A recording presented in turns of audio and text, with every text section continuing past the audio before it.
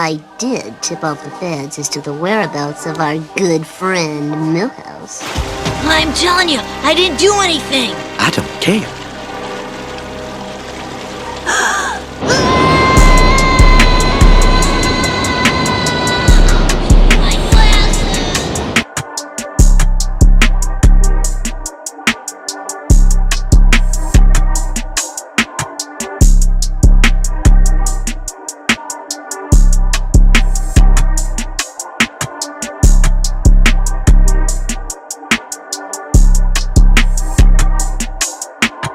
Talk about one-armed man. What happens when, a good man, a good honest man like me do everything I can. No, gentlemen, stop. To make sure that I can do what I can to provide for my good, the people. I'm a doctor. D, you're doing Tell the people. You tell them. You find a one-armed man. Kill my wife. You tell him. No, D, you're doing too much. D, you're doing way too much, sir. You just sum it up very, very simply. You find that man. Just you find that man. Okay. Actually, Eris, when you do that, I need more of your finger into the camera, like you find that man. There you go. You find that man. That is a stern white point. Now let me tell you something. Let me tell you something, sir. Let me tell you. Let me tell you. Enunciating everything. Now, D, let me tell you. You know how we always say it with your chest? In this case, sir. That's the picture that says say it with your chest. No. From this image and from this movie, he doesn't say it with his chest. He said it with his beard. Points and Caucasian. Points and Caucasian. Actually, I'm Irish, but you understand my point. I have two things about the Fugitive. I said at the start that its opening weekend was very stacked. Let's run down this top 20. Let's go down there. What's the very stacked? Okay. Fugitive number 1. Yes. Rising Sun number 2. Number 3, In the Line of Fire. Number 4, Free Willy. Number 5, Jurassic Park. Number 6, The Firm. Number 7, Robin Hood Men in Tights. Number 8, Sleepless in Seattle. Number 9, Meteor Man, who was also opening weekend with The Fugitive. Didn't do so well. Boy, Meteor Man got bodied. Jesus. Number 10, Poetic Justice. Number 11, Hocus Pocus. Number 12, Coneheads. Number 13, So I Married an Axe-Murderer. Number 14, Rookie of the Year. Number 15, Another Stakeout. Number 16, My Boyfriend's Back. A very cult classic, didn't do so high opening weekend. I barely remember that movie, but I remember that the title of that. Number 17, Tom and Jerry, The Great Escape. Number 18, The Wedding Banquet. I don't know what the fuck that movie is. Number 19, Last Action Hero. And number 20, Al Pacino at the end of the pack, Scent of a Woman. Can I tell you something? These movies came out fighting. Yeah. That was a whole lot of fighting. The one thing I always give the movies, and we have seen it. This is 93, guys. 1993. It still happens to this day. And it still happens to this day. You get to look back and go like, nigga, the hitters. Ooh, that was a murderer's row. And Fugitive beat out at least 3 of them that could have easily took away from it. You know what I mean? Somewhere in 1993 at the Marlow Heights Theater, all the black folks are watching Meteor Man and 2 white folks are like, I'm here to see The Fugitive. What's all these black people doing here? We're here to see Robert Townsend and his black-starred cast. The star, nigga, you know Luther Vandross is in it. Who's Luther Vandross? No, come on, don't do that. White folk know who Luther is. White folk know who Luther is. I'm actually here to see that Eddie Griffin. He's a stellar guy. No one said that. Now, no one said that. Oh, yeah. Not even a nigga said that. Yes, they did. From Meteor Man? Yes, they did. Meteor Man. Yes, they did. That was before Eddie was Eddie. I guarantee you somebody said it. This is somebody, look, Chris Harris. Somebody from Kansas City said that shit. I don't care. I don't care where they're from. It counts. Nigga, it counts. Negro, it counts. I don't care who said somewhere. it. I gotta see the Eddie, man. He gonna be in that movie. I know. I also know I that bet he gonna be weekend, funny as shit. my boyfriend's back probably made money from the Midwest. 'Cause I don't know not a single person on the East or West Coast that watched that bullshit ass movie. I can tell you this: when you said, what was the name of that movie? Axe Murder. Hey, somebody fix their mouse, please. I mean, your So- freaking mic. So I married an axe murderer.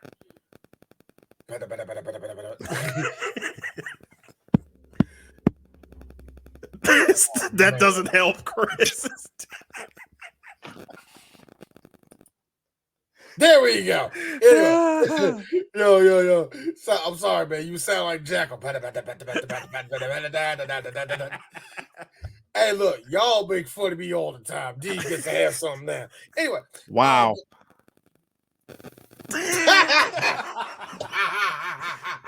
Listen, But I'm no, gonna need you. but- I'm gonna need you to put. I'm sorry, sir, but I really do need you to put crawl on pause. Okay. Nah, but yeah. So I married an axe murderer. So I married an axe murderer with Austin Powers, Mike Myers. Mike Myers, and no, it's not that great. I No, mean, it's really not that great. I mean, we could Wait, go wait, into an hour talk about Mike Myers movies that isn't Austin Powers and Wayne's World all day, you know. And, Yeah, but let's go into like. but this two, right but here. number two about The Fugitive though. I think there's something to be said about the all-encompassing. You know, if you have Impossible White Man, the other end of the spectrum to that is the regular everyman character. Yeah, the everyman, the man that you can model yourself out of. You say, hey, he's just a regular guy like me. He puts his pants on one leg at a time. I like to have a beer with that guy. He thinks the way I think. I can be like him. Unfortunately, every man always going to be a white guy. But and I was telling it to Chris, like black people, is up to us to really make the black man the every man. Even though, let's just be honest, if one of you say that Morris Chestnut's every man, I dare you to find a dark-skinned nigga that's in that much shape at age 50. I dare you. I know you're gonna hit one, but how many of them? Rick I mean, you get your anomalies like Rick Fox, you know. Nah. See, Rick Fox don't count, man. See, he's an exceptional nigga. You know how? Number one, curly hair. Number two, yellow. Number three, played in the NBA. Number four, slept with Vanessa Williams. Didn't went crazy. That is all exceptional shit that niggas can't do. Rick Fox, Rick Fox did the good old Kenny Rogers. He knew when to fold him.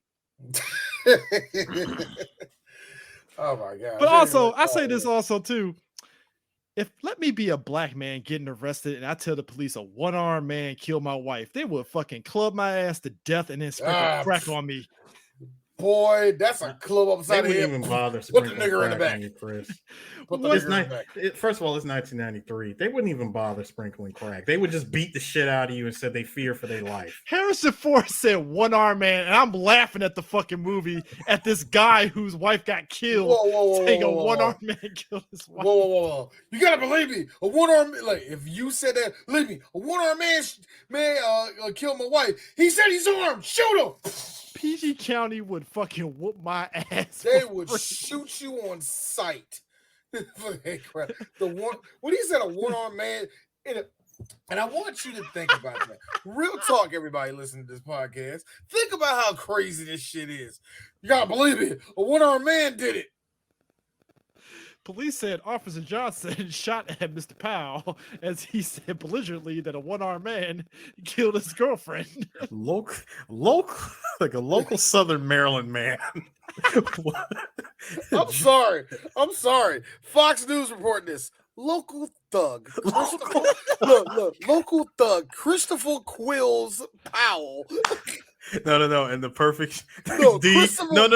Christopher D. CJ. No, D. You gotta use the picture when you report it. Nah, they wouldn't even get the funny pictures. They get the No, Chris. I'm talking about use your nigga coin picture. No. They got to use a threatening picture, and the closest you get is us taking a picture with New Day, where I'm trying to look like intimidating, but it's not really intimidating. That's the closest you're gonna get right there. They photoshopped guns in New Day's hands, gave us bandanas and shit. Yo, Big E's at home like, Is that me? why don't No, you're doing the joke wrong. Yeah, I'm looking at the news. It's like, why do I got a Mac 10 in my hand? When the hell that happened? When that happened, here's my dumb ass. Wow, I look fantastic in that jump right beside Big E with a gun in my hand. You see that shit? Your wife's like, D. First of all, D, you said local thug. Come on, man. This is current year Fox News. Local urbanite. No. I'm sorry. Fox News, local nigger. Like, as a black person, I can't get away with saying the one-armed man because it sounds so stupid. And yo, Harrison Ford, Harrison Ford has that monotone, whispery voice when he says it. The one-armed man. The one-armed man. He's the one that took my family away. He shot my wife. Again, I want people to understand. This guy is the one saying, "Look at the one-armed man." He's a doctor. He's a doctor. You better be glad he's a doctor. You know, I was saying that half the time in the movie, he better be glad he's a doctor. Local nigger, CJ. Local black man. Escaped Negro. Raging brown person. There are so many different words. I believe when he worked at the liquor store, he sold somebody a pack of blunts. Well, that's all. That's all I need to know. He helped out drug dealers. Listen. I will forever take credit in filming that shot. Oh man, I'm just saying like that. The whole crux of it is. So I mean, we're gonna be all over the place, but local coon. Stop it, D. But see, here's the thing. The whole crux of it is that Richard Kimball's best friend, his best boy, basically framed his friend for murder to cover up some. I mean, technically, at the time, I was getting pussy, so it balances out. Actually, I'm not going to say this picture, but people that know, we're not going to say who was in the picture. But that's because he was interviewing a big ass fucking pussy in front of him. So, anyways, but nah, the fact that Richard Kimball, I mean, D, you know, that's a good segue. Richard Kimball had a very pussy of a fucking friend who framed him for some pharmaceutical bullshit. You're right about that, bro. Bro, that's like, hold on, that's like going the extra mile to to frame somebody because you got the wrong prescription. Dog, this murder had phases. No, for real. Yeah, murder had phases. My man wanted Richard Kimball to go to jail because a drug. Because again, it's like real life. It was a drug that could help people, but it was dangerous. And Richard Kimball was like, yo, we shouldn't really put this on the market because this could kill people. I feel bad. Seeing this crap because he was like, he was like, no, it got to go out there. We want to make millions of dollars. And the one person that can take me down is you, Kimball. You son of a bitch. You're not going to happen. It's funny that when I see that, you know, the first thing that hops in my mind, I feel bad for that one motherfucker that told Bill Gates, hey, look, I like this whole thing with Windows Outlook, but nobody's going to want to see that every time they come on. I feel bad for that dude. They murdered that dude's whole family. No, you know who got murdered? Aris is going to love this one. It's the guy that sat there and said, I don't know, Bill, Windows me, I don't see anything for it. Kill him right now. No, the next shot, you just see him in the boardroom, and then the second shot, you see him flying out the window. Actually, I give you one better. Bill walks in the next day. You know what? I was thinking about it. Hey, where's Ted? And he sees his wife. What are you doing here? Ted doesn't work here no more, Bill. What are you talking about? I think we both knew that Teddy was not going to be the reason why you succeeded, Billy. What's going on? Ted, Ted, where are you? let's just say that he flew too close to the sun. He's like this. You killed him. You killed her. She walked. No, William. Listen to me. We're going to make billions. I don't want to do this no more. You want to do this? We're not doing Windows Me anymore. We're going to Windows XP, Bill. I don't know, but the XP system is not ready. It is ready, Bill. They wanted Bill. It was ready 5 years ago. And then you will gouge everybody. I will tell everybody about the Epstein. Don't tell everybody about Epstein. I will tell everyone, Bill, if you will fucking listen. I mean, I gotta be real. That's a dramatic scene, right? And Bill, listen to me. It's just an idea. Apple's coming out with this little music player. It's cute. This is going to be ours. I want you to call it a Zune. I don't want to do this no more. I don't want to do this. You know who didn't want to do this no more? That child had a family, Bill. You don't put that on my head. You don't put it on my head. I just went down there for the snorkeling. I didn't went down there for that. All I'm saying, Richard Kimball was about to pull some Epstein shit, and his boy was like, you know what? Kill his wife now. So they kill Kimball's wife, played by white woman. I always see played by. I was always playing a wife in the 90s. Stella Ward. Yeah, so that's her name? Yeah, Stella Ward. Now, D, what's her rating? She's a good-looking MILF woman. That's all I can say. But also, his boy is played by Jerwin Krabby, and he always is pretty good for playing sniveling people. Because I'm in a couple of stuff during the 90s and 80s, man. But like, I'm jumping ahead here, but when Kimball calls him out at that conference, he's like, hey, John, what are you talking about, man? Hey, John Kimball, everybody. Bravo, right? Right? Hey, guys, isn't it funny that this is the second time in the 90s that we had a main character go by the name John Kimball? What was the first one? Arnold Schwartz. I got it, D. Arnold Schwarzenegger in Kindergarten Cop. Kimball, yeah, it was a Kimball, yeah. Yeah, I was wondering that, man. Thank you for that. Yep. So, but the movie does jump us to Kimball being arrested, and he's flashing back to it, and John lost to a one-arm man, and it's fucking hilarious when he tumbles down them stairs, and old boy is like, ah! You see this dude with a fake hand, you just see the little elbow, and he's like choking him out with it. No, my favorite shot with the fake hand was the fake hand actually pointed to hang up the phone. That was my dude, like, yo. I gotta say, technology has come a long way because prosthetic hands look very real now. Back in the 90s, not so much. Not so much. That kind of looked like, I was like, what's going on with that shit? I saw that when the first time, I thought it was just like, No, D, it was looking very GTA San Andreas.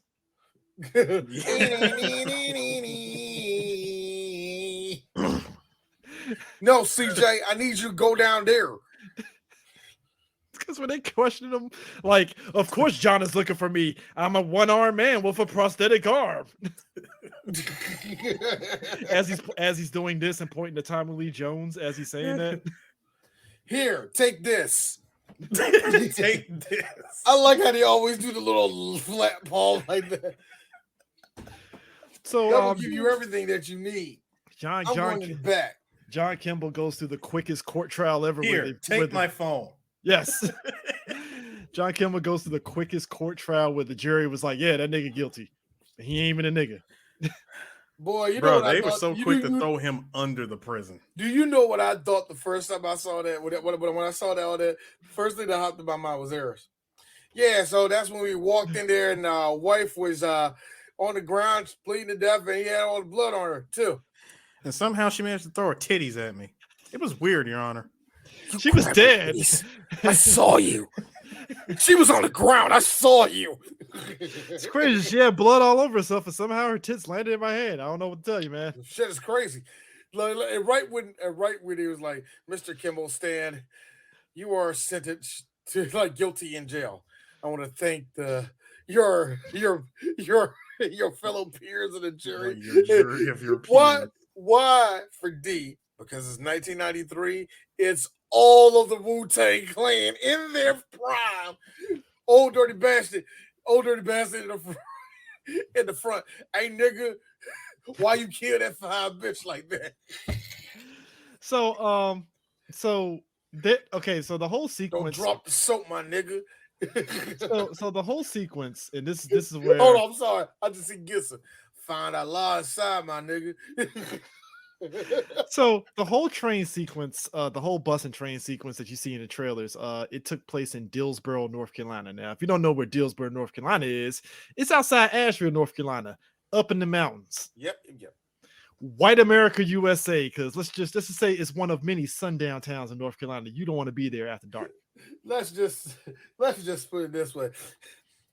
That's the reason why it's still Jim Crowish down there. Anyway, that county is one of the reasons. Anyway, it's 2022. I don't want to go to Asheville, North Carolina. Nah, I'm good. Hey, Dad, when I was driving through there this not too long ago, hey, Dad, I gotta pee. Wait till we get to fucking Raleigh, nigga. You really made your kids wait till Raleigh? God, I waited. Look, nigga, I waited till I got to East Carolina. I was like, oh God, this, because I know where I'm at. You know what I mean? I know where niggas need to travel. Like, yes, I didn't like 1 second of fucking Lovecraft Country, but I fucking dug that whole scene with Courtney B. Vance driving. Like, nah, we ain't stopping here. Courtney, no, you know what towns niggas is cool at. Did you like my man, the prison guard, when the bus was stuck on the tracks and the train's coming? My man was like, yo, fuck you prisoners. I'm First out.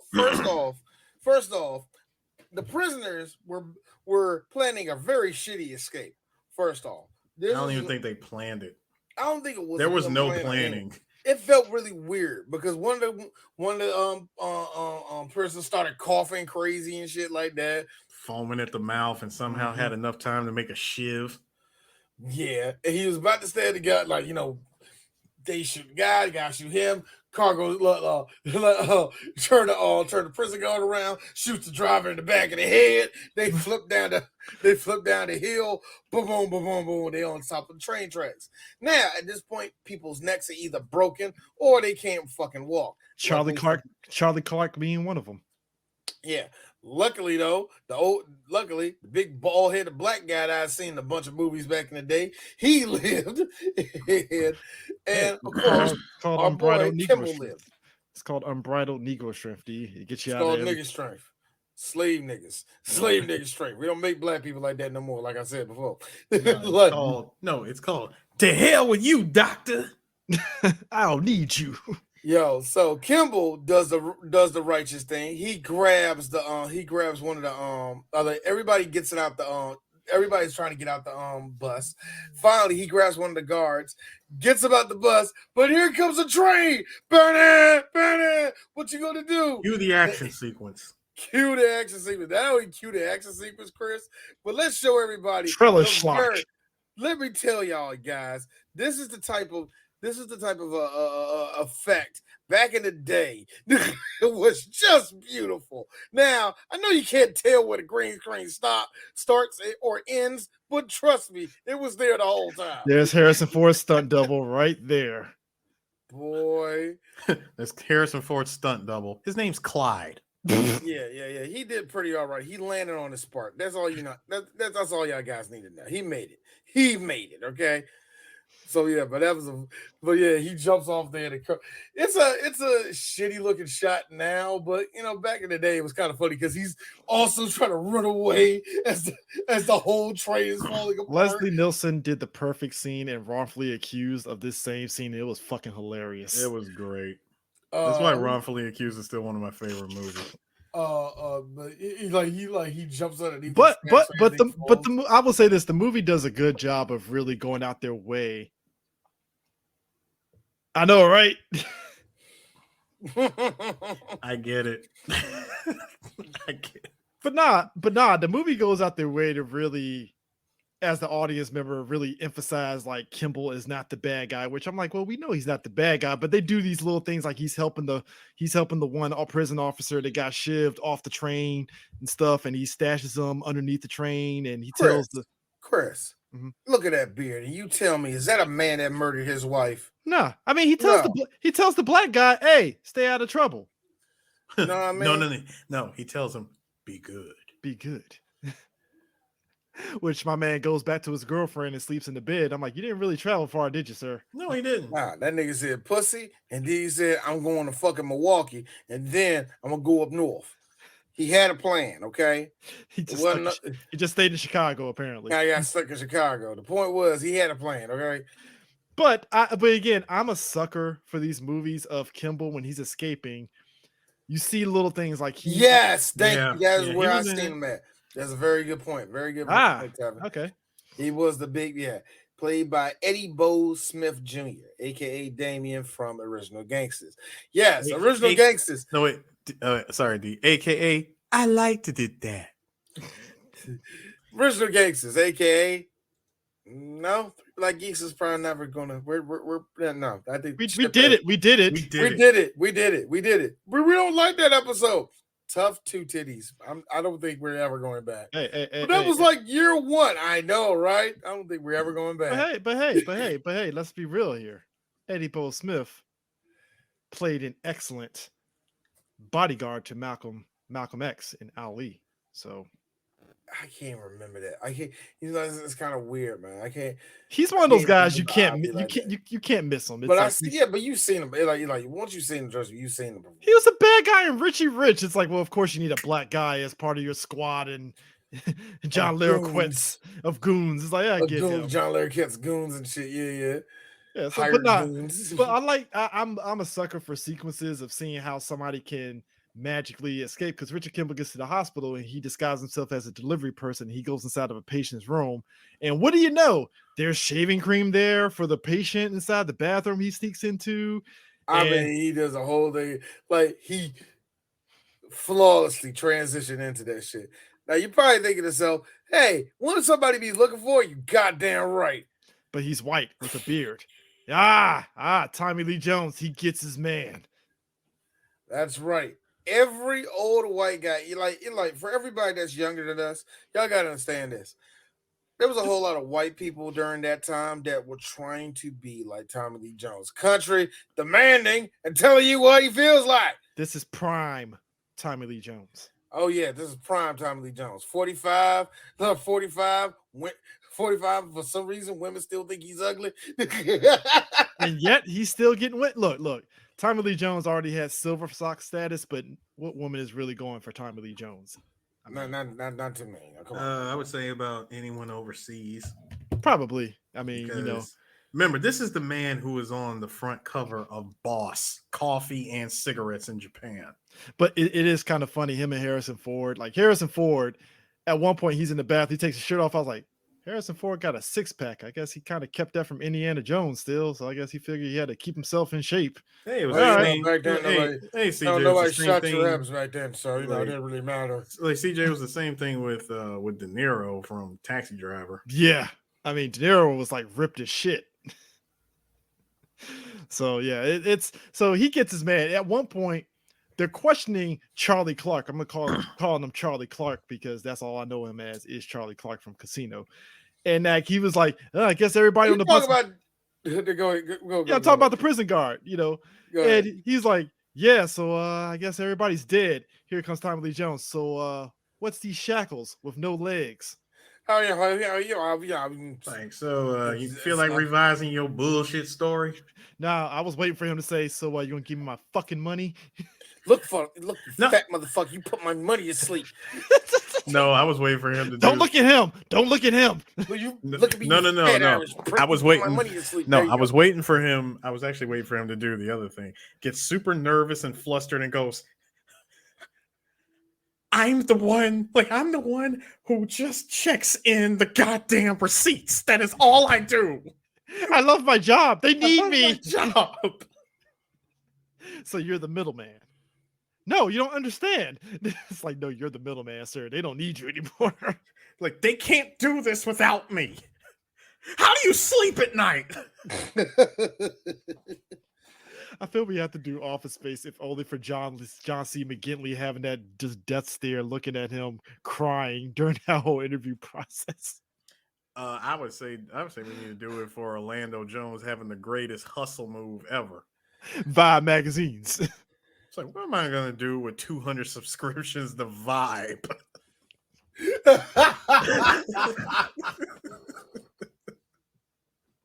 My man said, I won't say anything, but that depends. It's a It lot all of middle of the depends. road. There's a lot of middle of the road journalism in this magazine. I don't even want to shit on Vibe. We interviewed a guy that wrote for Vibe, to be fair, so I don't want to, shit on it, but I don't shit on Vibe magazine. Do you know that Vibe magazine was come on, that was a big thing, it's but cornerstone of Black history. yeah. No, that's no. That's Ebony Essence Jet. Chill, Yeah, nigga. yeah. Point is, You right, sir. look, My it's like this. bad. It's like this. And the Atlanta Black Star. Black Chill, nigga. Enterprise. Black Shut the Enterprise. fuck. Black Enterprise. Shut the fuck up, Chris. There's a lot of them. But nah, like like Cornerstone, nigga, sidewalk block, baby. but when Tommy Lee Jones busted out the fucking shackles, I was like, yep, and Kimball's about to be done in. But Kimball, being the resourceful everyman, Cracker. Cracker, he shaves pristinely without bleeding with a straight razor. I own a straight razor. That shit will make you bleed if you fucking press too down tight on it. Shout out to people who know how he looked back in the day. A young Lester Holt was one of the newscasters in this movie, and that had to be probably what he. I wonder if he was under an NBC affiliate at the time, or he was somebody else at the time as a newscaster. He had to be with NBC for them to him eventually get to the company later on. I feel as a black person, you couldn't get away with the shit that Kimball did, because let's say if it's a black Hell dude, no, we already mentioned. But think about this. Let it be a black dude that's Kimball's height and he has a full beard. Even if he shaved it off, they're looking for a black person. You really think he can get away with just chucking down a sandwich, I think walking down the hallway? It sucks for black people because the secret is this, and my dad didn't teach me this. Somebody taught me this as a kid, that all Asians looks the same. Somebody said, no. To white people, every other race looks the same. So when white people really do put out an APB for a black man and they pull over every black man, that's because they dumbasses don't have time to look. Kimball took a poor man's fucking sandwich and coffee and chugged that shit in the hallway. I mean, this motherfucker. No, this man made a sandwich out of that toast and scrambled eggs. Man, shout out to my man over here. Shout out to my man over here. Patch, whoop, whoop, whoop, whoop. Clap, patch, whoop, whoop, whoop. Take the needle. Whoop, whoop, whoop. Man, that was some Metal Gear. Yo, it really was Metal Gear. That was some Metal Gear shit. I mean, look, he's a doctor, so it's expected. But my man was just like, all right, let me get this too. Let me get this. All right. Take a look. Take a You hear that projector noise in the background. And I think that's what's fascinating is that Kimball literally, take the shirt off, let me dress this up, clean this up. He didn't even wince, just like, just another day in office. It's time to be a doctor. Also, it really is Thursday. Gotta be honest with you. As a man that just survived running away from a train, I'm surprised I didn't break down and started crying yet. Higher flight. No, he had no time. You want to know why? Because my man was on his purpose. He was out to find the killer of his wife. No, it wasn't. Double XL was better than Source and Vibe. No, that's what I'm saying. No, it wasn't. Stop. Yeah. No, it wasn't. Anyway, go ahead. What I'm saying is when the cop stops him and he was like, yeah, you might want to XYZ dog, your zipper. Oh, all right. Yeah. But then, all right. No. All right. Good day being a white man. Good day being a white man. Yeah. Here's the best part. You sure you haven't seen anybody? I'll make sure to tell the staff to look for. I'll make sure to tell the staff look in the mirror. Minus beard. I don't have minus beard, of course. White guy humor. I give you that one. All right. Hey. Keep it Caucasian. Yeah. I was waiting for him to say so. That's how three black geeks think white people talk like. No, what got me is that when the ambulance pulled up and it's the black cop that he saved off the bus, and the cop was like, "It's you, Kimball." He puts the laughing gas on, like, "Shh, go to sleep." He's like, "Go to sleep." And I bet make sure you take care of him. You got lacerations over there. You see, guys, even though that he just gassed a cop and he's also a fugitive, he's still keeping his Hippocratic oath as a doctor. That means he's a good person. Because the EMT guy Because the That means EMT you're was gonna like, look how at. do you? I'm sorry. That means you're gonna look the other way at the end of this movie when he kills somebody. Because the EMT was like, I wonder how that doctor knew that, and he only just looked at his face. Hey, wait a minute. I don't think that guy was a doctor at all. But dog, what had me rolling, because again, it's the FBI, of course, is that as soon as Kimball takes the ambulance, all of a sudden we cut to the next scene. One of the black FBI agents like, yeah, the hospital got word that they're missing some things and also an ambulance, and it's 6 miles away from here, conveniently. All right, Billy like we got our man. Get me in there. Like, yo, the way that Tommy Lee Jones is commanding this, I want search parties. I want this and I want that. I want this. And I was thinking to myself, you know what D should say during the show today? Hey, everybody, here's for a fun fact for D for Three Black Geeks. Check this out, guys. Do you know that actually the hunt for fugitives actually really came from hunting down black folks during slavery? Actually, yeah, a lot of law enforcement when it comes to hunting down people, searching for people, and and just all out using all your resources to hunt down one person. That really originated hunting down black folk just indiscriminately. So wanted to throw out that dumb little thing before we make a pussy joke or something like that. Well, part of Tommy Lee Jones's squad, you got Daniel Roebuck. He's another character actor that you've seen in multiple movies. You got Joe Petalano. I mean, he's always guaranteed. Hey! I'm Italian, and it's Patatiliano. You got Patatiliano. Come on. You got L. Scott Caldwell, she's a character actor. Wow, I'm about to say that. She's a character actor. She's a character actor too. You've seen her in multiple materials in the 90s, Law and Orders, and Chicago Hope and those kind of shows. And then you got Tom Wood, who plays the I would say the hippie FBI agent. I would say the young one. Yeah, because at one point Tommy Lee Jones kills. Because at one point Tommy Lee Jones kills Eddie Bo Smith's character, and he's all like, "You could have just negotiated with him. You could have did." My favorite part, by the way. Can you still hear out there? Like, are you all right? No, man. I really can't hear anything out of my ear. I got permanent damage. Can you hear me right now? Yeah, I can hear you. All right, listen. I don't bargain. Do you hear that? Puts the jacket on him, pats him on the back, and walks away. Actually, my favorite line came up right before that when he killed Homeboy. Homegirl, shut up.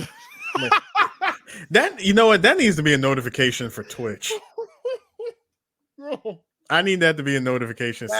Somebody ever sends 3BG money, we just need to hear, shut up. I need that to be a notification. Yeah, I think we need to do something with that. Also, down the list. That's what they're. I just like. Also, I know what you're thinking. Oh, black man just was murdered and his wife was killed. She needed to shut the fuck up now. But also, wait. I want to point out something. Y'all all missing it. He was a criminal. No, she needed to shut the fuck up. I want to point out something else real quick, guys. Hey, gentlemen, as someone who watched Child's Play numerous times, isn't it funny that the house that he ran to looked oddly, suspiciously familiar to the house that Chucky's partner shot at a freaking oven and blew it up? Wait, what? I mean, it is the same place, to be fair. It's Chicago. It's Chicago. Same place. I was like, hold on. Help me out here. I understand my man was on the run. He wanted to go to his girl's place, get some ass before skipping town. But my guy, what kind of living conditions is this? I mean, look, if you're trying to stay low key, you ain't gonna be in extravagant. You're gonna be in the basement of a place. 90s in the middle of the hood. Basement of the hood of a house. That particular house looked like a swift breeze would knock it down. All right, look. It really did look like only thing that was missing was I huff and I puff and I blow it. It looked like it would have won. Fam, I took one look at that house and I said, yo, Who rebuilt Eddie Caputo's house? Yo, man, why the crack house look worse? I'm saying, why did y'all rebuild Chucky's accomplice's house? The shit got blown up for a reason. Why rebuild it? But so Kimball is in the ambulance, and they finally get into a police chase, and he gets into the tunnel and decides to crawl underneath the sewers, and he's running away. And then Tommy Lee Jones, they're chasing him down, and we get the famous scene, the infamous scene of Oh yeah, I didn't kill my wife. Followed by I don't care. If I'm not mistaken, wasn't that? Wait, hold on. Wasn't that line improvised?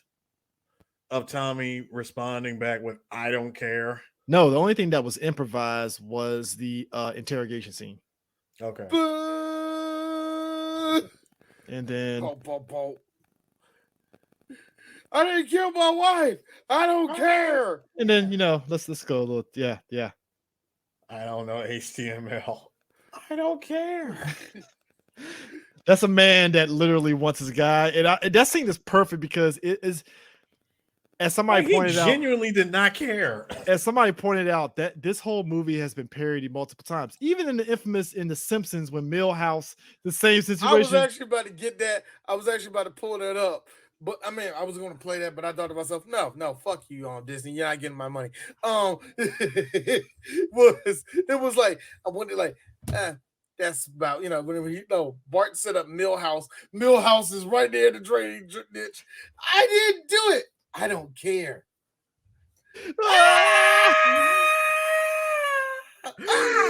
My glasses. No, remember he had to catch his breath and scream again. Oh, my glasses. That's my favorite part. Let me tell you something. That jump alone has been parodied as several things. Like you said, The Simpsons. Everybody. You know who else? Hold on. You know who else did it? Snake Eater. Yeah. Look, let me tell you something. That part in Snake Eater is just as ridiculous as Big Boss purposely letting Solid Snake get shot in the eye just to put a fucking gun in him. And I'm like, the fuck kind of bullshit is this? You let your boy get shot in the eye just to plant something on him to get him out? Like, what the hell? So wait a minute. Let me get this straight. Healing yourself, jumping from a drainage ditch. I swear to God. I swear.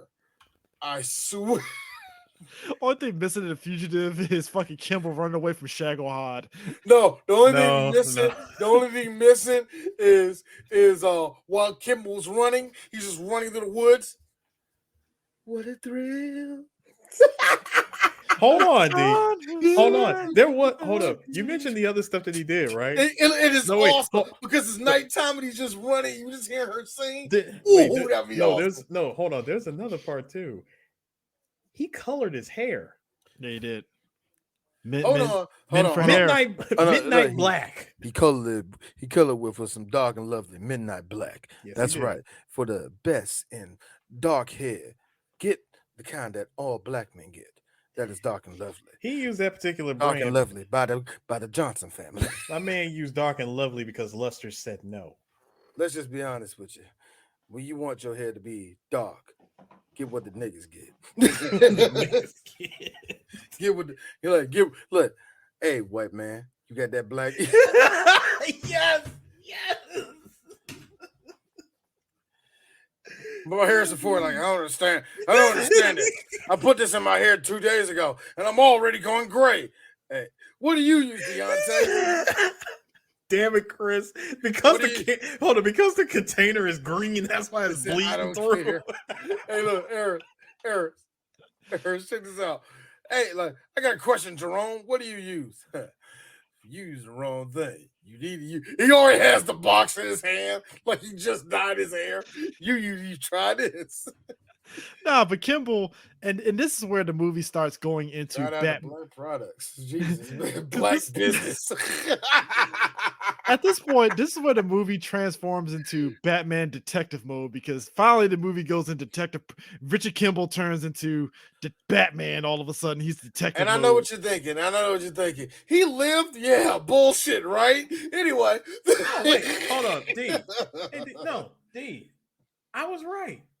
that I don't care moment, that was improvised. Okay, never mind. It really was cool. Yeah. Cool.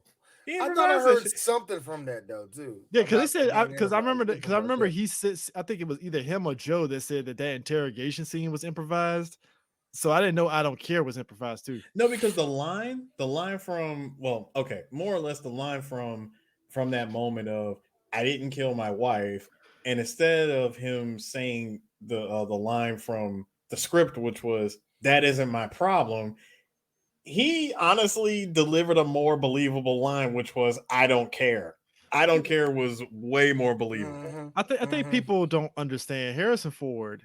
Here's how tough Harrison Ford is just built for tough because even back then, like we heard about recently after Force Awakens, this motherfucker got into a plane crash and walked away like nothing fucking happened and shit. And real talk, not his first plane crash by what I heard, but go ahead.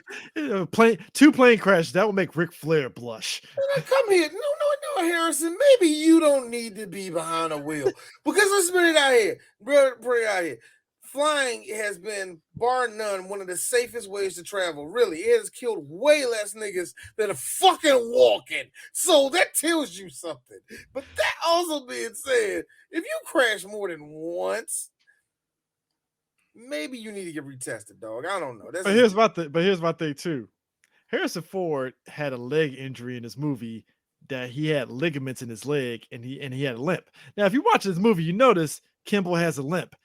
Harrison Ford did not want to delay this film by going to the hospital. He decided to keep the fucking limp in the movie, and he just kept filming. Yep.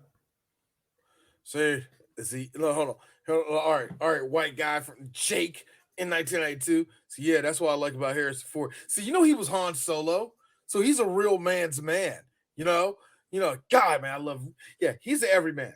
He's an everyman. I want to be just like him. I see a lot of me in him. Hey, am I like him, babe? I got hurt at work. And shut the fuck up. I didn't call you because I was hurt. Also, I have to point this out here. Harrison Ford is such a dad. Look at this shit. Look at this shit. All right, come on. Let's get Stinko, kids. You want some Grey Goose?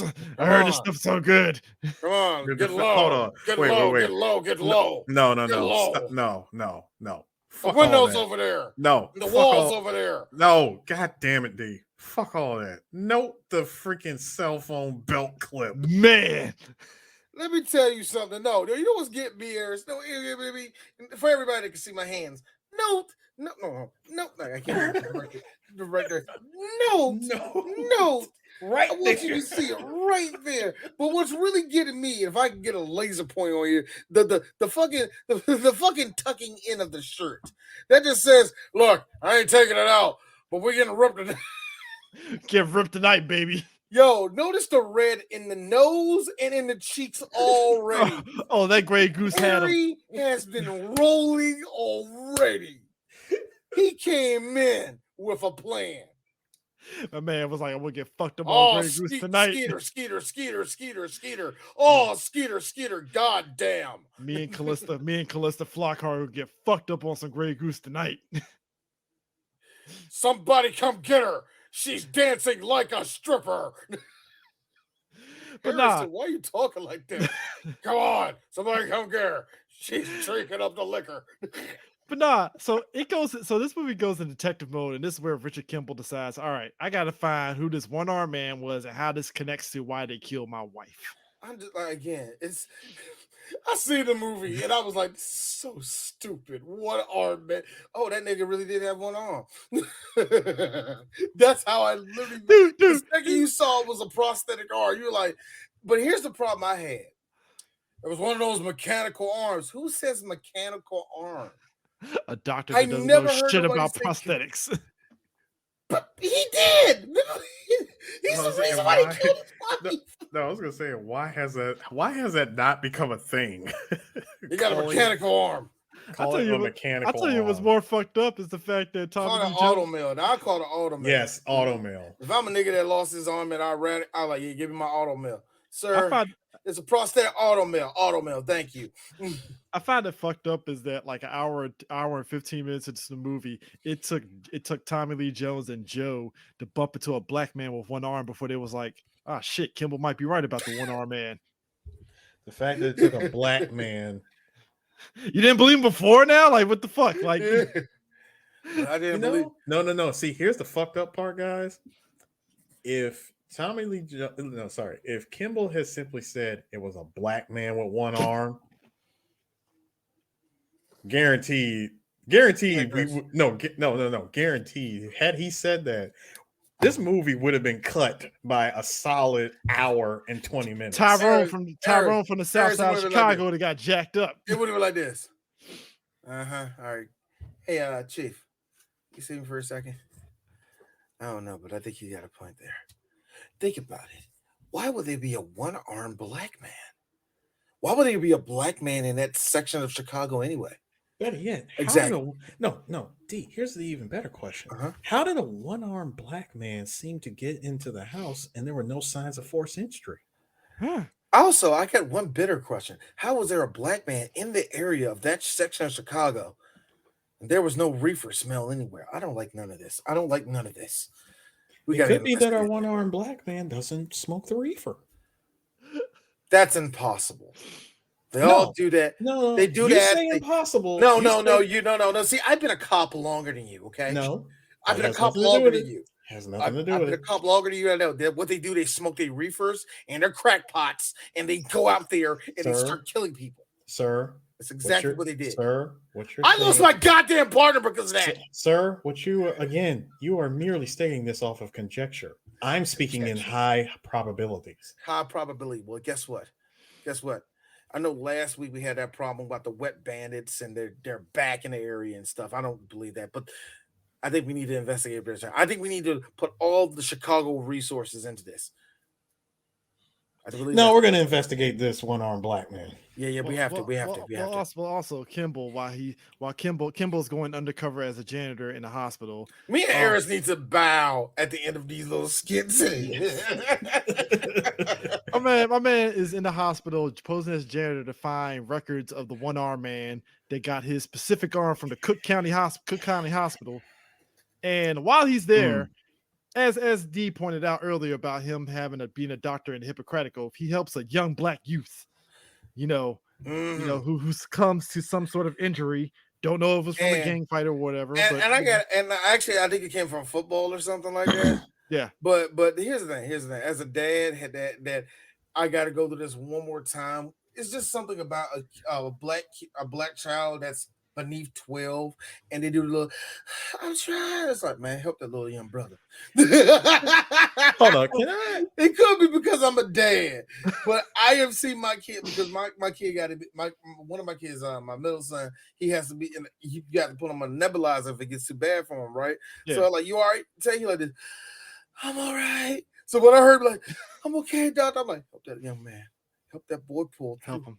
Do it, doctor. That's me. Look, you got run to it like the concerned black mother. You the only one that can help him. I know that's my baby, the Lord Jesus. Hey, CJ, something I need to point out. You notice how you just mentioned that whole scene of him disguising himself as a janitor and going to the hospital to pull the records and all that other stuff. You know what? I did not realize how reference heavy this movie is. You know, there was another movie that did that same thing. One Brian Thompson in Cobra. Yes, it was. Except Brian Thompson wasn't no surgeon. Well, he was a surgeon. No. He posed himself. He was posing as a janitor. Same shoe polish, disguised hair. Only thing missing from Richard Kimball was a fucking dorky ass damn Steve Urkel glasses. Yes, he needed the giant glasses. Oh no, you know what I like? You know what I like with Kimball? When he walked down to the basement. Hide. Oh no, dude put his own stuff down. Kimball waited till he got in the shower, went up, and grabbed his ID. No. Wait. D. You want to talk to us, man? Hold on, D. Goes up the stairs. Fade to black. Second floor. Hospital second floor shows Kimball still going up the stairs. Yo. Did you peep how? What's that noise? Did you peep how he goes in there masquerading as a janitor and he just puts the broom on the blinds to trick the chick that's doing her job to be like, oh, I guess he's doing his job. Let me just ignore it. No, my favorite one was when he was in the hospital earlier. You just hear clink, My man's walking around holding the rag all throughout the hall. He gets to the prosthetic room. Cute. And puts it away. God, I swear this movie was Metal Gear. All it took was Julianne Moore to be like, "Hey, you seem like what's a janitor doing looking at X-rays?" I'm like, this man couldn't look at an X-ray. You know, he couldn't be a concerned citizen, ma'am. You know, just saying. I like how she. And look, man, he was watching Doogie Howser one night and learned some shit. I know, right? You know, hey, this is 93. It adds up. Doogie Howser was hot in 93, so right. You know, hey. Like, how do you know any of this? I'm a white man in his middle ages and I'm a janitor. Of course, it looks like I had my life went the wrong way. Just because I'm a janitor doesn't mean I had a life. I had a life before that. He should have went into that. She would have I'm gonna let you go, but if you touch another fucking thing, Mr. Desmondo, oh my God, this is fake security. Desmondo Jose. Time out for a second. Wow. Did you love the half-ass white guy Spanish that he told to the chick to the that was nurse? Great. Yeah. Donde está usted? Yes. I like how you did. No cinco, tres, cuatro, gato. He could have just went super lazy and just said El Caro. No, D. No, just go super lazy with it. Responds in Spanish. El Street Fighter O. El Street Hey, ¿cómo están, straight tacos. Straight tacos.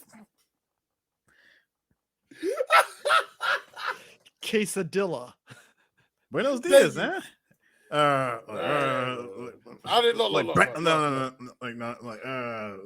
Banquet enchiladas. Yeah, hold on. First off, we're really. Hey, ¿qué pasa, man? Yeah. I like ragu. Thank you very much. No. Here's the problem. I think we're fucking up Harrison Ford's demeanor because here's how Harrison Ford talks. And me and D know this because after watching Blade Runner, he still does it to this day. So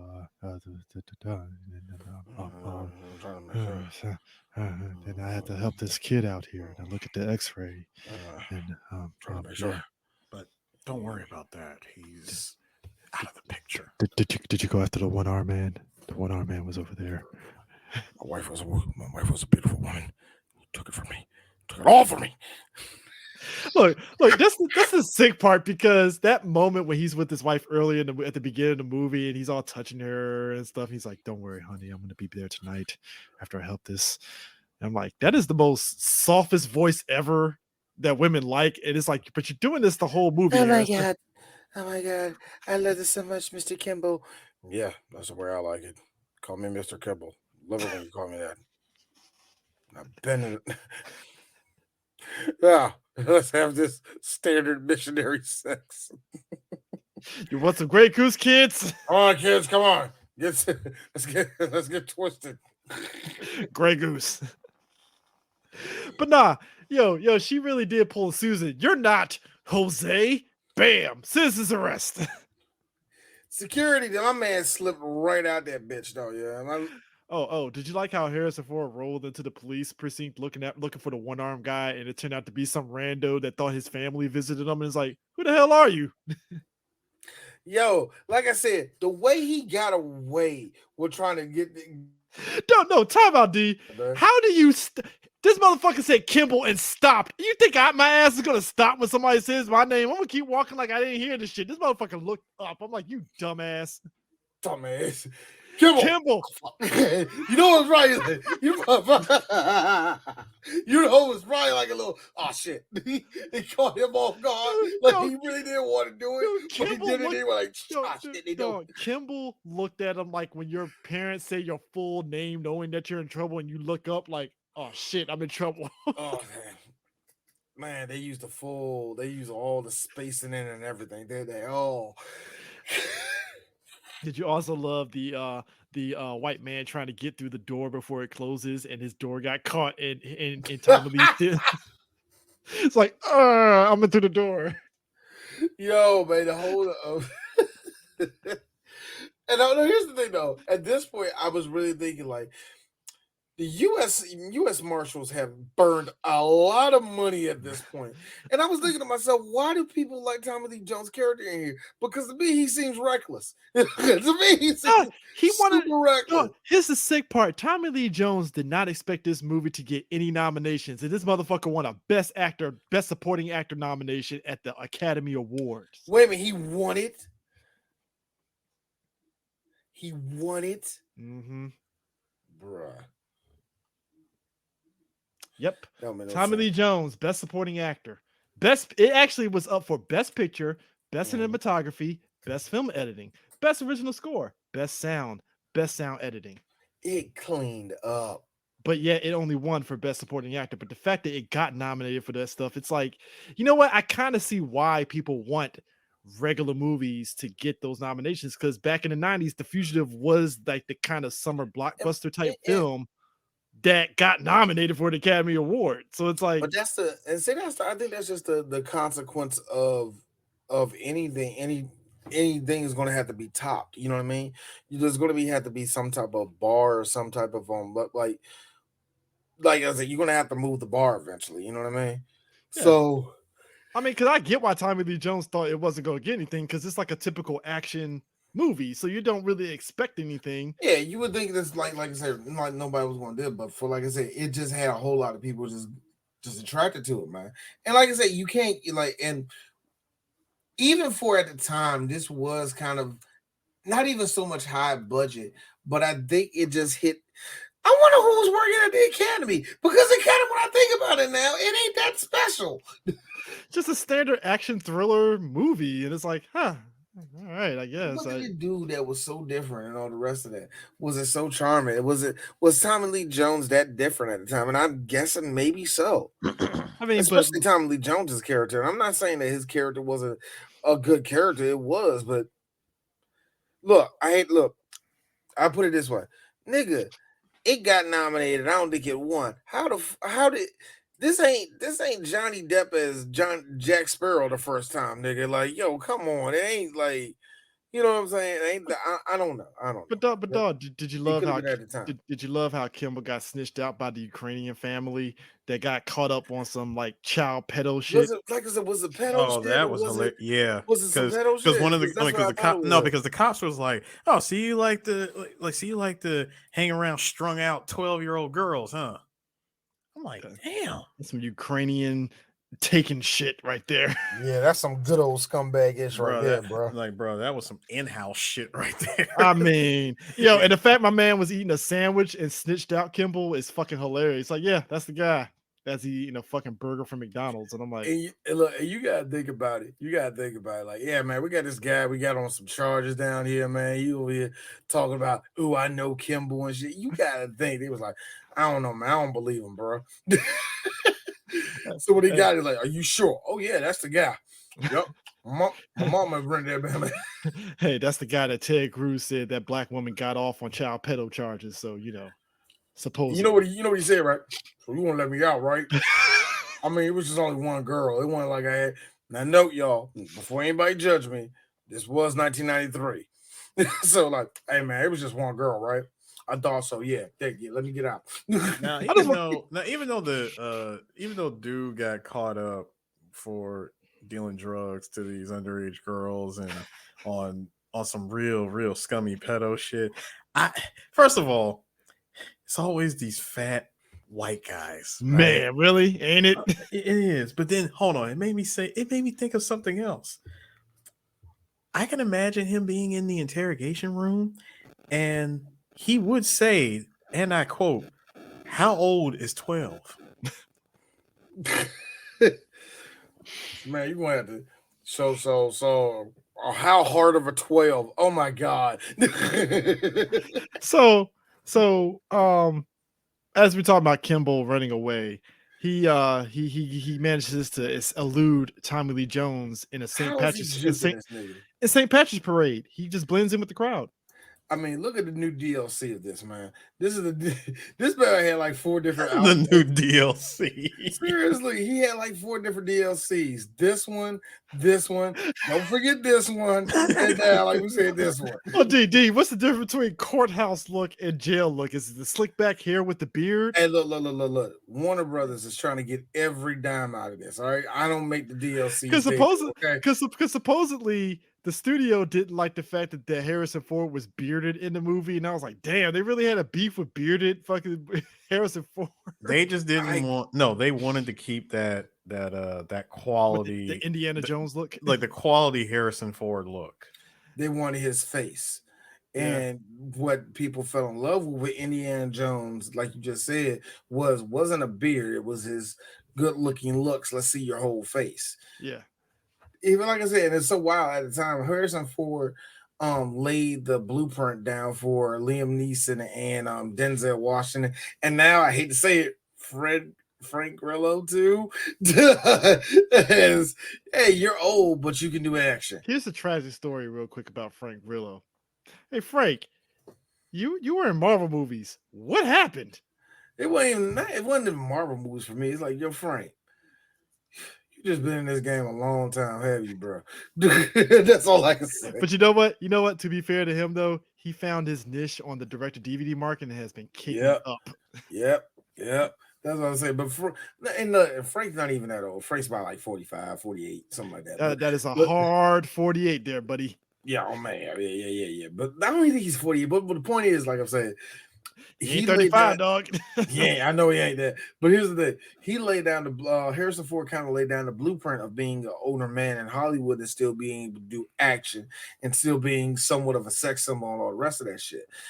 Beauty standard and all the rest of that was different back in the 90s as it was anyway. But the one lucky thing for white guys was it doesn't matter how old you were still always in the running to be desirable, I guess. You know what I mean? It's just that nobody was doing it like Harrison Ford. And remember, Harrison Ford started acting when he was like 40 anyway, right? So he was already old anyway when he was Han Solo. He was still no, he was in his 30s when he did Han, but yeah, his first hit when he was in his 40s. Yeah. I forgot. I say both him and Sylvester Stallone started in their 30s. But see, here's the thing. The thing about, and I think Harrison Ford built up his career. Yes, Grillo is. Thank you for that, sir. Thank you. Yeah, he is Earth 2 Scott Adkins. Thank you. Anyway, but here's the thing about Harrison Ford is he built this trademark on, I'm not Schwarzenegger and Stallone and Jean-Claude. Again, I'm the everyman. When I throw a punch, it means some shit. When I throw a punch. Like, because even in Indiana Jones, I swear, like I could see my dad being Indiana Jones. Beating the shit out of that Nazi. No, not even that. The scene again. I don't think no other movie star can get away with this. When he shoots that dude in Indiana Jones, the first movie. My man was like breaking out the freaking sword, doing all that crazy flipping shit. When he shot Indy just says, "Done." When he shot him, I remember my dad was watching it. My dad was like, "Yeah, I would do that shit." Yeah. Nah. Like you brought a sword to a gunfight. Do you know why? Like, see, that's the reason why Bruce Willis stayed in Hollywood for so long, because people saw Die Hard, man. He's an everyman. He didn't have he was like your average action star. He had to get on his bare feet, man. He wasn't that in shape and all the rest of that. I'm like him, right, babe? Yeah, Steve. Sorry, Steve. You're not Harrison Ford. Because let me tell you something. That whole sequence on the train with the one-armed man finally put him on the gun, I was like, you're not going to win this, sir, because that's Harrison Ford. He has nothing to lose at this point. You're going to lose this fight. No. It's Harrison Ford. It's Harrison Ford unbearded. I'm telling you, man. This man, that's plus 50 to fucking plus dexterity. 50, man. Dexterity plus 50. Cunning plus 20. Yo, as soon as he said, "This is my no beard," that's plus 5 on speed at the beginning of the match. Oh, and he went back to his real hair. Yo, what do you have to have? But all that dark and lovely just bled out. Real talk. White people here ain't like nigga here because that would have stayed in that nigga's. That would have stayed up there for at least a half a month. My man Kimball eluded that man's fucking gunshot and just juked him around, roll canceled it, and got the gun out of his hand. Man, and just when I woke up that. Let me tell you something. Him going back to his original hair was like plus 40 on defense. Oh man, that's the game making you go back to Snake's original suit so it can match the cutscenes. He goes back to naked Snake. Just so you can match the cutscenes, young. You know what I mean? Yo, he jabbed the one-armed man, and then when he was like, "Yeah, this isn't over," and then hits his head on the fucking door and handcuffs him, I'm like, "Yeah, you got this, Kimball. You got this." Yeah, when he did that, hear me. Way to go, Batman. But you also got the janitor from Scrubs killed too, so there's that. Yeah, thanks a lot. Yo, but here's the thing too: even the Metro cop is all like Kimball, and I'm like, but the one-armed man had a gun. What made you think you weren't going to get 2 shots to the fucking chest on that one? Bruh, the cop tried the cop on the train that tried to shoot at him ends up getting himself killed. Hey, but Kimball being the cop checked his pulse to see if he was alive. Dude, he took 2 to the chest. I forgot Metro cops don't have a bulletproof vest. They do not, and those were 2 vital shots to the chest. He ain't going nowhere. Hey, that tells you something. Metro cops are not getting paid enough to fucking carry guns. My man, I would have reported the sighting. I would have simply said, "Cop in the early 90s." I would have simply said, "Hey, I'm just here to report there's a sighting of Kimball. I will not pursue this any further." I've been the other train car, like, yeah, Kimball and some guy with one arm are fighting. So yeah, next stop, you might want to go after him. Yep. There's a man with a mechanical arm. One of those mechanical arms. Mechanical prosthetic. Whatever, Bill. Whatever. Just get down here, man. Me the asshole. I'll tap at the door. Hey, Kimball. No, Chris, you do the real asshole thing. Knock on the door. Hey, Kimball. You the man. Apparently, no. Just rock on, brother. I'm just laughing because they are fighting just in an empty train car in the middle of Chicago. But I'm laughing also because I just imagine some nigga in the back, like, fuck his ass up. You got his ass. There you go. Yeah. I do imagine. Hold up. I would love for that bit. Look, I would have loved for that bit in New York and it be in Brooklyn or something like that. I would love for that. Whole bunch of black kids get off of school seeing that. No, I got one that's even better for you. So you notice that when he turns around and he's about to shoot him, one-armed man could have easily just said, "Okay, draw," and the camera zooms in on his face, goes white.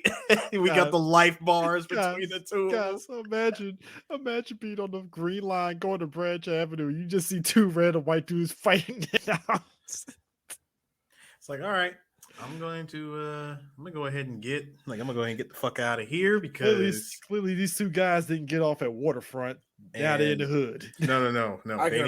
They didn't get off at Navy Yard.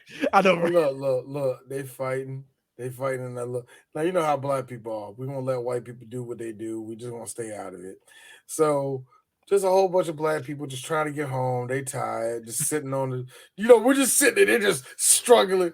They lean on, man, get off me, man. God, man. You just hear that every few seconds.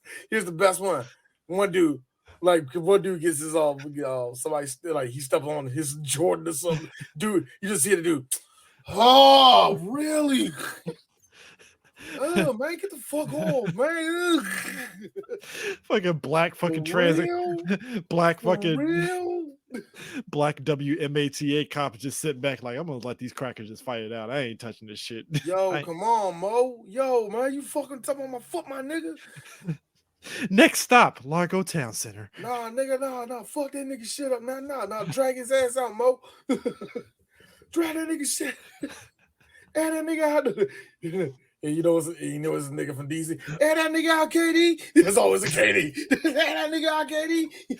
Tommy Lee Jones comes to fucking Largo Town Center like, so what did y'all see? I don't know, man. I want to scan on every black man that's been down here in the last 25 minutes. So Kimball at this point, he's doing more What do you mean, investigation. Tabby? You can't find no black man out there that fit that description? Hell, you're in Prince George's County. You're in Prince George's County.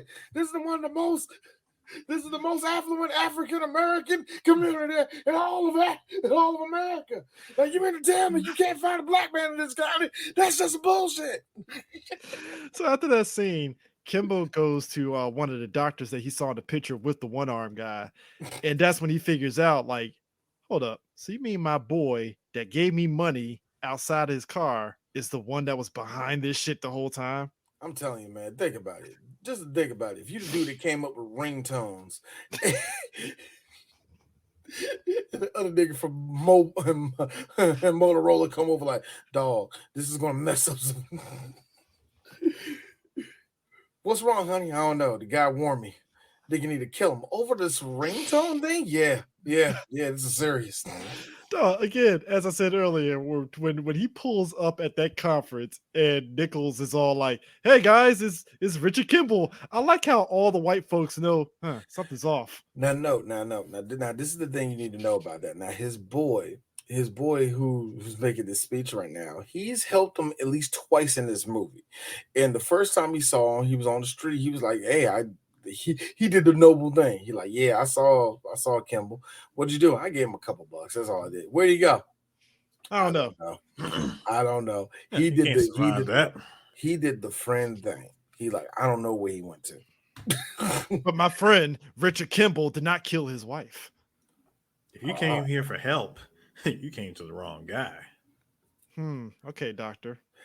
And I like the way they make it seem like he made it seem like you're never going to catch him. It's like, dude, look, he's not Wolverine. Chill.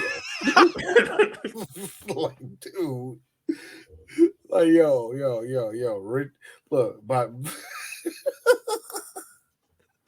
I ain't gonna lie, yo, he was looking a little old man Loganish at the fucking damn courthouse. like dog, real talk, man. Come on, man. I mean, he did escape from a train thing, man, but don't act like this dude is actually doing something. He's just getting. Well, remember his boy said like this, hey, what you don't know about Richard Kimball is he's a doctor. And I'm like, what does that give him? Like, is he like fucking James Bond now because he's a doctor now? Like, come on, dog. See, doctors are special. Now. Well, Richard Kimball uses his doctor skills to track down the pharmaceutical company. So now all of a sudden it's Richard Kimball versus Big Pharma now. All of a sudden, Who knew that you get 10 on stealth just by going to medical school? Who knew that? Yo, I'm sorry. All it took for a white guy was to color his hair and shave clean shaven. He escaped. Me as a black guy, I could go clean shaven. They will still fucking get my ass dead to rights. How did you find me? Well, we were looking for a black man between the height of 5'2" and 6'9". So you just fit that description. D, you could go your hair short and cut you and go clean shaven. It will still fucking mark your ass. As I gotta be real with you. As a black dude with dreadlocks, I'm just glad I have never been put into a lineup. Just period. Like, I know I'll get out of this scot-free, but I know I'll get the one white woman who can't decipher black people, and I'll be picked. Like, I just know it. It's scary. This is liability. This is a fucking liability. I'm just telling you. Worst comes to worst, the least you're gonna get is a light tap by a billy club. Well, look, best case scenario. Best case scenario in all this, I get to sue the city. So I'm just saying, I don't know. I mean, this is zero lies here. Doctor equals +10 on all stats. On all stats. See, that's the extra 2 years of college. They give you that. Yeah, it takes longer on time, but it benefits you later on in the game. He pulls up to that conference and airs his boy for filth, and everybody's going silent like, oh Nichols, what did you do? What did you do? Goodness. You know, here's the one that they gave me. Hey, Kimball, at any time, just yell out he got my wife killed. At any time, yell out he got my wife killed. He didn't do that. His devil's white privilege made him walk off stage and nobody questioned it. Which D said, you know what? That would have been the first thing I would have said. I'm like, yo, man, I'm mad that there was a chase scene at the end of all this. Two average white guys trying to fight each other. Well, his boy has stealth because he throws a fucking steel beam at Joe Petiliano that he doesn't see coming. I just want. I'm gonna keep it a stack. I do believe Joe jobbed that because it was so slow moving. He just turned and bink. Oh no! Oh man, hey, I gotta be honest with you. Like I gotta be honest with you. I had like 5 more lines, but I told that to my SAG rep, and he was like, "Yeah, don't do that. Just get yourself killed in a movie or something." But guess what? Though, Nichols is about to kill Tommy Lee Jones, and guess who saves him? Kimball with his stealth skills. First of all, the stealth skills and the Mike Hagar skills with that lead pipe. I mean, that was some Mike Hagar and Snake. Just my man snuck up behind Nichols with them loafers. Who knew? Who knew? Loafers made the same sound effect as New Balances on soft grass. Who knew? Well, guys, guys? It's the Abe Lincoln pennies inside the loafers that keeps it silent. No. Technically, wet loafers. Yeah, wet loafers. Wet loafers, silent footsteps. Those are not like. Wait a minute. Those are loafers. Wait a minute. Those loafers look special. They are special. Are those? You better believe it. Air Kimballs. Like you better believe it. They're the Air Kimballs by Rockport. Can I just say, as a kid, I wanted loafers. I don't know why. Penny loafers. Because your mama dressed you like you was about to be on Boyz II Men, ABC, BBD. Mm-hmm. But also, I look back on it like, why was I wearing suspenders? Why suspenders are a thing? I don't know. Because yeah. You know what? What if 2 years, man? No. What if this movie ended credits and it's Motown Philly playing as the car is driving away? I'm like, movie, you didn't earn that. You didn't earn that shit me. At all. You know me, man. It's always got to be like Scarface. This was the turn of the real nigga. Yo, because I like how Tommy Lee Jones, again, the whole movie. The man cried till I see the man die. The whole movie he does, he tells Kimball, I don't care. He tells his boy, his co-worker, I don't negotiate. He gets to Kimball. All right, Kimball, I'll let you out the cuffs. I'm nice today. And I like how Kimball was like, I thought you said you don't care. Don't tell anybody, Kimball. It's like, I don't. Just don't tell anybody. Just don't tell anybody. Hold on. The car turns. And car turns, goes in the opposite direction. Fade to black. Throw up the credits. Cut back to Scarface. I'm prejudiced to a certain extent, but still I kill niggas. Look, right there, Eric. You see like credits come up. In the chase of getting in the pursuit of getting Kimball, the state of Illinois spent over $55 million trying to find him. Over 16 people died, over 44 people injured. This will be deemed a failure in the state of the U.S. Marshals would never recover from this plight. It just fades to black. You see the rest of the credits. Gotta play the black inspiration credits. Oh, I hold you. Kimball went back. Kimball went back to the medical field. He also hooked it. Like Kimball goes back to this. They do the credits, and Kimball goes back to the hospital working as a doctor. He finds a new woman that almost looks like his wife, but it's not really his wife. Some raven-haired white woman named Sheila. No. He hooks up with Julianne Moore. Yeah, he would. He would. Why? Reasons. Why? I don't know. Julianne Moore. It's kind of funny. It's kind of funny with Julianne Moore. We don't talk about you much when you come on the show because you don't come on the show that much. So, Julianne, how you doing? Glad you was here for 2 seconds. See you later. It really did in like episode of New York Undercover. Yes, it did. Minus the James Brown cameo. And yo, just obligatory like Malik Yoba just happens to be there for no reason. I think but it's kind of funny when you look at the Fugitive how simple this fucking. He would have been the 4th black person in this movie. Man, yeah, there was no Negroes in this movie. There was no need. One got shot in the face, so and the other one actually helped Kimball. And one was told shut the hell up. Hey, but guess who was supposed to direct this movie? Oh yeah, one was an FBI agent too. But anyway, go ahead. I'm sorry. Who? Walter Hill wanted to direct this movie, and guess who he wanted to be the Tommy Lee Jones character? Who? I'm ready. Good old Nick Nolte. That's not a bad pick though. Same actor, at least same type. At least the same type. Well, minus the racism. Mm. I mean, Wow.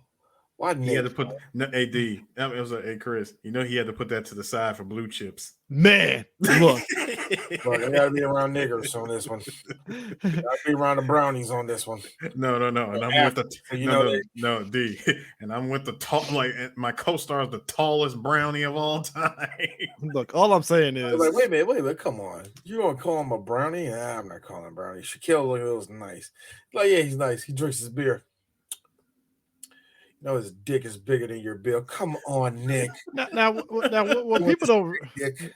now what people don't realize Look, Nick. Tell the truth. now what people don't realize is that this I movie seen it. I seen it big time. This movie Look at his wife. So you gonna leave me for him? Like, Nick, we're not doing this. I say that. See, she does that. You didn't say no, and you didn't say yes. She didn't say no, and she didn't say yes. Nick, you're drunk, and you're fucking not answering my question. Nah, this movie was based off Nick of knows a he bites into a power line. It was based off. No, it's based off of a It was based off the TV show. The TV show, 4 seasons it got, and 30 episodes a pop per season. And see, here's the funny thing about that. Because of that, I forgot that was a big thing. Remember, everybody gets nostalgic. So for a lot of the people during this time, there's shows that came out in the 60s and in the late 50s and early 70s were starting to get nostalgic again for a lot of people. So of course, had that little bit of that backing to it. Not a whole lot. Yeah, and I mean 30 episodes. Ban that nigga off ban him. I am so sick and tired of you guys loving Nina Hartley. Like Nina Hartley, I love how Nina Hartley is always like black people's like go-to old white woman, which makes no sense to me, but whatever. No, but the fact that whole thing with the one-armed man took up 2 seasons of the original TV show is ridiculous. I'm sorry, it did what? And it was 30 seasons, and they were 30 episodes long. It took up 2 seasons. 2 seasons of 30 episodes each. 30 episodes each season, right? Mm-hmm. TV was simple back then, wasn't it? Simple times. Man, the bar was so low. So you could tell the simplest story, but it would be so good, and you can ride that out off of 2 seasons. I blame the break. You know, that kind of reminds me. It reminds me a lot of Ice-T's character from New York Undercover. Dude was a recurring character. Well, that was during the time, guys, where they were putting in special guest recurring characters to spice up the show. You know, like Stone Cold playing a renegade bail bondsman in Nash Bridges. Yes, I remember that. I remember that. That was a great episode. Or if you want to go take it back to the 80s, a man called Hawk being in Spencer for Hire, and he got a spinoff show. Oh, no. Chris, I got one even better for you. And I showed this to you guys sometime last year. Undertaker's cameo appearance on G versus E. He was the heavy in that one. And he was supposed to get a spinoff show. He was, and it did not happen. It did not happen. TV did a lot of that. Like you said, Ice-T being the cop, recurring character in New York Undercover. It's like, It's funny because at least for him, it was a little bit but I got to think for some of these people, it's like this. Luckily for Ice-T, Dick Wolf always kept that man into everything he did, because when Dick Wolf tried to bring out this one show called Players, which was about three dudes who were private investigators who solved crimes, he only had like 10, maybe 8 episodes. It was like this. This was going to be Ice-T's big thing, but it never happened. Who knew it would be the next thing he got put in by Dick Wolf, which would be Law and Order. That would be the thing that pushed him over. But the future of the TV show kind of had the same vibe from my understanding and what I've read up on it, kind of like the Bill Bixby Hawk show, where it's like he goes from town to town trying to solve, help people, but also solve his issues and stuff. And that was kind of the baseline aspect of the TV show. Mm-hmm. Because you got to think those serial shows lasted so long. Especially you were going up against Bonanza, you were going up against Wagon Trail, and you was going against Rawhide and all the rest of it. You had to have these things that was going to have, because all of those old westerns had almost 1,000 episodes each. Like, I'm not even kidding you. They were stacked. But So you had to keep up with them. But guess who? Okay, so this is the list of people that were considered for the role of Richard Kimball. Kevin Costner, I can see that. Mm-hmm. Alec Baldwin, maybe. Yep. Richard Gere, I can see. Yep. Jeff Bridges, I can see. Yep. Michael Douglas, I don't know. He's a little too high profile to me. No. Basic Instinct, Michael Douglas. Yeah. Michael Douglas was around that same level as Harrison Ford. Don't do that. All right. So yeah. Al Pacino. No, he's way too old. I wouldn't have said no to that. Yeah. He would have never even been on my list of people to look at least at that time. No. Yeah. So, and then would have got this movie. You think he would have been the one that got it? Gene Hackman got offered the role that Tommy Lee Jones' character was. Again, you would think he would have said yes to that. So I could see a lot of names that were getting thrown together for this that could have worked easily and stuff. But yeah, it's like I said, Kevin Costner, I think he dropped out apparently because he was doing Wyatt Earp. Yeah. I know Kevin Costner. By the way, they mentioned that as Tommy Lee Jones' character. They were like, okay, give it to this guy. Wyatt Earp is here. Speaking of which, the ponytail guy, agent in this movie was in a movie that we already did, which was Bushwhack, where he got a chance to say, all right, guys, I need a search party. He kind of, I think it was like kind of an inside joke kind of thing because he was in that movie and he tried to give him that. And then that's when our boy, white guy, hey, get out the way, Cupcake. That's when our boy showed up. I get it. I fucking loved it when we did Bushwhack. Oh my God. Yeah. I mean, yeah. It's like I said, I think I like this movie and I also like the sequel, U.S. Marshals. You know, I just like how they really tried to make Chris, I did not know that U.S. Marshals was either a spiritual successor or direct. Was it direct? It's a direct continuation of it. It was kind of like a spinoff because it's kind of like it's like U.S. Marshals. It was kind of like a serial thing where it's like this is the continuing adventures of Tommy Lee and his band of U.S. Marshals, and what's the next adventure they're on, and then boom, this is what they're doing next. Kind of thing. So it was a continuation of it, but they never mentioned anything that happened in The Fugitive.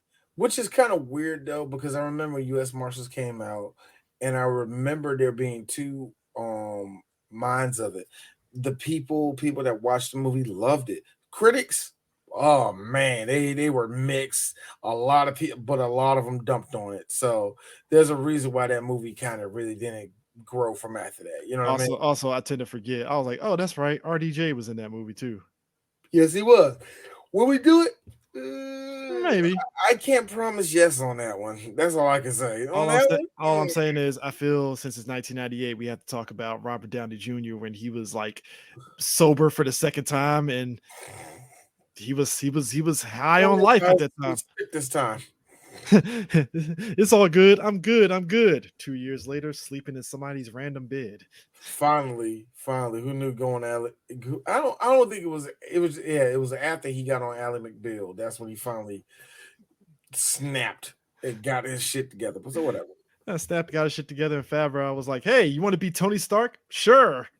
Marvel Studios, fuck no. What's a Tony Stark? Iron Man. Oh yeah.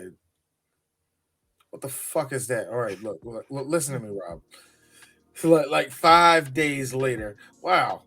So what is this again? Oh my God, it's Iron Man. 16 days later. All right, now I'm ready to do Iron Man. Terrence Howard's like, come on, man. Come on, man. You're taking too long. Taking too long, man. I just did Hustle 4, man. The suit too heavy. My green contacts gonna fall out. Yeah, they contacts. Niggas gonna find out. They're gonna ruin my career. I swear to God, if Kevin Feige doesn't find a way to bring back Terrence Howard to MCU, I'll be very disappointed. Man, it's gonna be on some multiverse shit. It better happen in Doctor Strange too. He needs to be in the War Machine outfit. I'm War Machine, man. No, because Marvel listens to y'all a little bit too close. He's gonna actually say May, and I'm gonna walk out the movie theater. No, yeah. If I'm a Yeah. sick, if I'm a They sick, listen to all the clown shit y'all love to talk about. if I'm a sick asshole, and I'm Feige, hey Terrence, you want to play a little character called Night Thrasher? Don't do that. Anyway, so the next episode, the next episode of Three Black Geeks will actually be a classic, something that all three of us love to talk about. It's a movie that we did before, but we will be doing again, and that is The Addams Family. We get to talk about Raul Julia again. We get to talk about Angelica Houston being hot in this movie and no other movie for some damn reason. We get to talk about Christopher Lloyd and how they kind of made that nigga short to play Fester. Seriously, he's like a tall dude. Did they like make him short and he just slumped the whole time? Like, I don't know. Slumped. And then finally, we get to talk about Christina Ricci. Yeah, she is our age. Every goth girl's dream. We're old. I guess. No. Wednesday actually represents a lot of girls, period. And you don't have to be goth about it. And it really shows up more in values and to give it its credit, the newer one that just came out. So Wednesday is a little bit more than just a girl who's like creepy and who likes to rip the heads off of dolls. You know what I mean? She's not every girl. She's not typical. You know what I mean? And a lot of girls like to see a little bit of themselves in Wednesday. So it's a little bit bigger. Time out for a second. We said Fugitive didn't win Best Picture. I'm looking at this list of Best Picture nominees. Oh my God, The Fugitive is so out of like left field. Schindler's List won that year, right? The other movies that were in there with The Fugitive. It was Schindler's List, The Fugitive, In the Name of the Father, The Piano, and The Remains of the Day. Chris, look at me. Chris, look at me. Chris, look at me. Look at me, Chris. Look at me. Endgame need to be in the. It's the same thing. It's the same. It's jarring. Dude, it is so jarring. It's like, huh? It's like, what? Bro. Anyway. That's what I'm talking about. The Fugitive punched way out of its weight class. Liam Neeson cannot be denied. Liam Neeson, like, I'm gonna do the same thing. No, you're not. You're not gonna get nominated for taking. You come close. You come close. That was a badass speech, but not really. Anyway, so we'll see y'all next week. Do click, nigga.